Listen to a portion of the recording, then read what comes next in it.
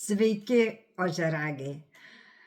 Mūsų savaitė nusimato visai nebloga. Laikas atostogauti. Iš tikrųjų, reikėtų paatostogauti, nes įtampos labai daug, darbo buvo daug. Tos sėkmės tokios dar nėra, kaip mes norėtume, nes Jupiterio pozicija Saulėje, tai čia visada yra tokios bėdelės, tokios minimalios, bet tai vis tiek kažkokia įtampėlės, nemalonumai ir taip toliau.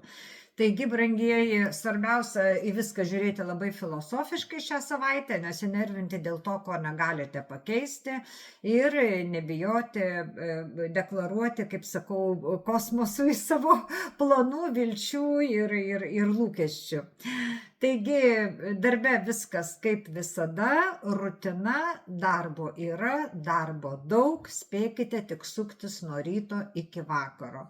Ir, aišku, noriu pasakyti, kad labai daug dalykų, kurie vyks šią savaitę su jumis, tai yra karminiai dalykai, jie yra nulemti, todėl nei džiaugtis, nei liūdėti per daug nereikia.